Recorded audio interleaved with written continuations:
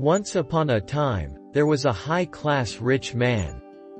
As he became older, he realized that the suffering of old age was about the same for rich and poor alike.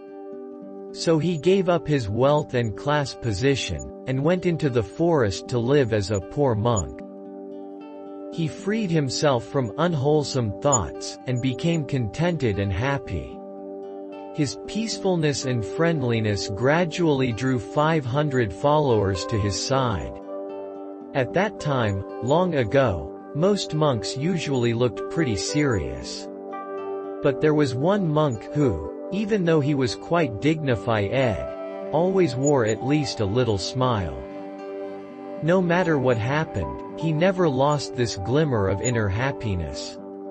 And on happy occasions, he had the broadest smile, and the warmest laughter of all. Sometimes monks, as well as others, would ask him why he was so happy that he always wore a smile. He chuckled and said, "If I told you, you wouldn't believe me. And if you thought I spoke a lie, it would be a dishonor to my master." The wise old master knew the source of the happiness that could not be wiped from his face. He made this happiest monk his number one assistant. One year after the rainy season, the old monk and his 500 followers went to the city. The king permitted them to live in his pleasure garden for the springtime.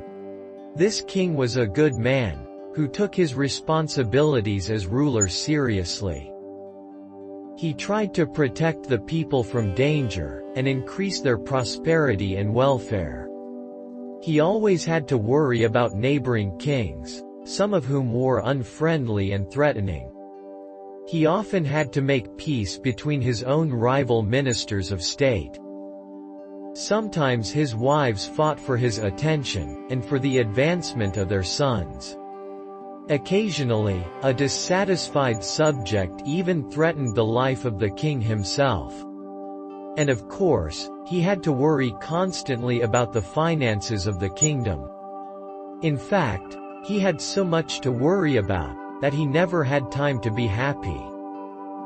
As summer approached, he learned that the monks were preparing to return to the forest.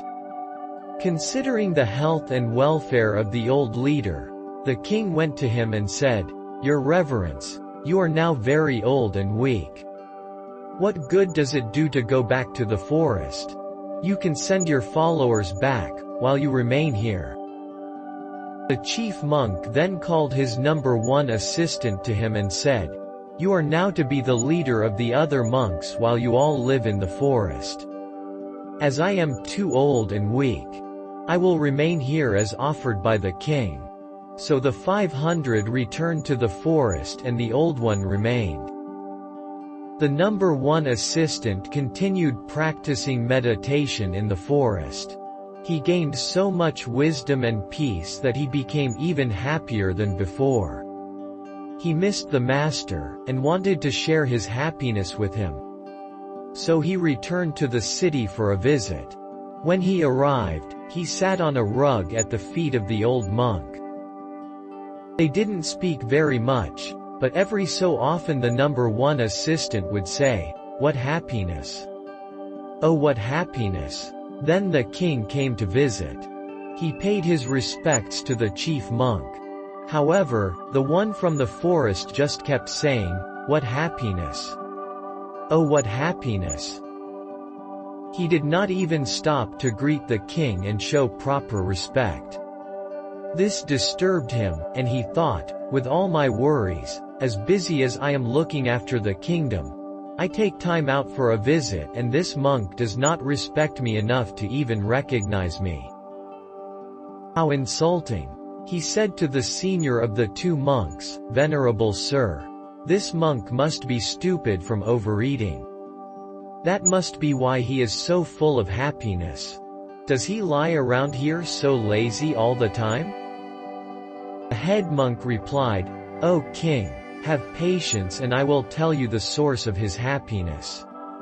Not many know it. He was once a king, just as rich and mighty as you.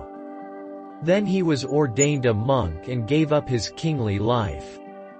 Now he thinks his old happiness was nothing compared to his present joy. He used to be surrounded by armed men, who guarded and protected him. Now, sitting alone in the forest with nothing to fear, he has no need for armed guards. He has given up the burden of worrying about wealth that has to be protected. Instead, free of the worry of wealth and the fear of power, his wisdom protects himself and others. He advances in meditation to such inner peace, that he cannot keep from saying, "What happiness! Oh, what happiness!" The king understood at once. Hearing the story of the happy monk made him feel at peace. He stayed for a while and received advice from both of them. Then he honored them, and returned to the palace. Later the happy monk, who once had been a king, paid his respects to his master and returned to the lovely forest.